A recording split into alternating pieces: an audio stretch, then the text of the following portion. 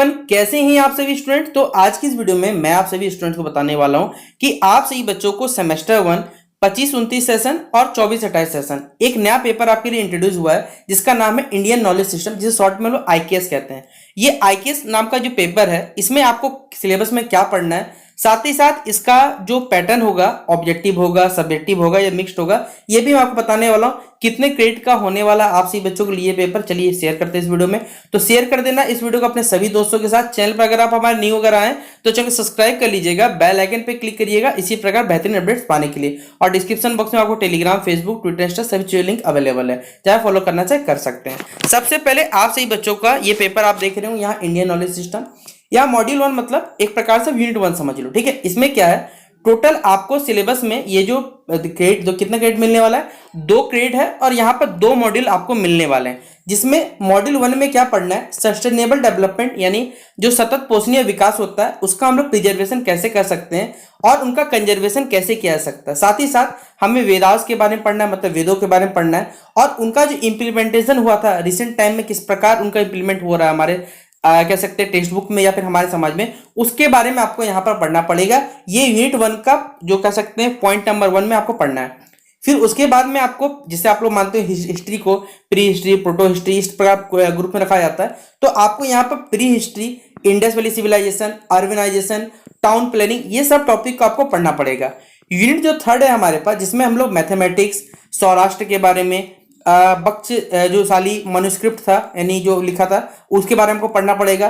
फिर जो हमारे इकोनॉमिक जो स्ट्रक्चर हो गया, ट्रेडिशनल मतलब परंपरागत जो इकोनॉमिक स्ट्रक्चर हो गया, जिनमें गिल्ड सिस्टम, ट्रेड और कॉमर्स कैसे होता था, ये चीज आपको मॉड्यूल 1 में पढ़ना पड़ेगा। तो टोटल मॉड्यूल 1 आपके 4 टॉपिक से बेसिकली मिलकर बना हुआ यहाँ पर बताया गया है।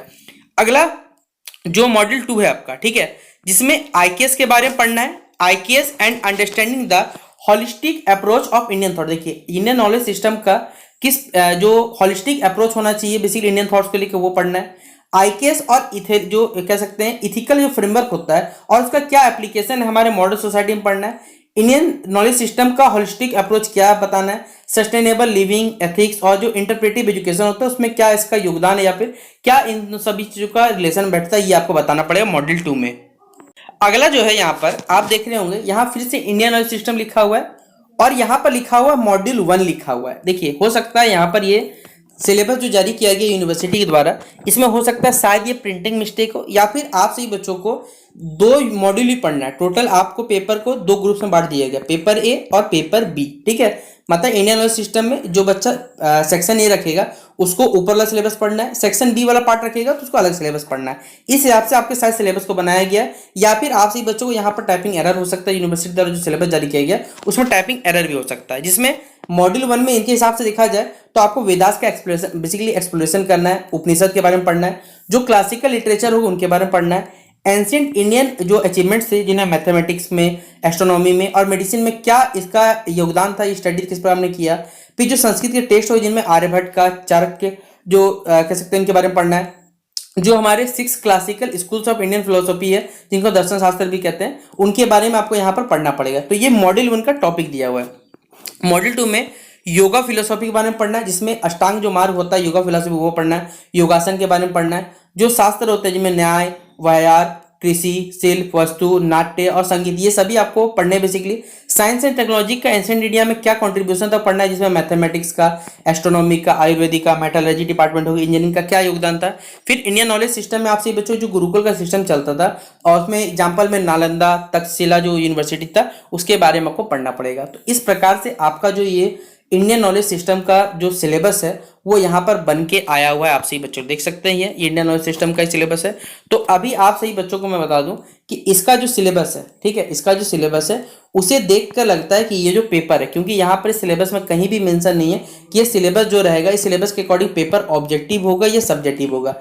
लेकिन यहाँ पर मैं आपको बता दूं on my basis of observation, यहाँ पर होता क्या, यूनिवर्सिटीज अपने हिसाब से क्या करते हैं, फैसला लेते हैं। अगर आप सिलेबस को देखोगे तो आपको सिलेबस को देख के ऐसा लगता है कि ये जो पेपर होना चाहिए, ये पेपर थ्योरेटिकल होना चाहिए, मतलब बेसिकली पेपर आपका सब्जेक्टिव होना चाहिए। लेकिन ऐसा ही सेम पेपर अंडरस्टैंड इंडिया में भी था, लेकिन यूनिवर्सिटी ने क्या किया, उसे कुछ यूनिवर्सिटी ने सब्जेक्टिव रखा, कुछ यूनिवर्सिटी ने उसे ऑब्जेक्टिव रखा।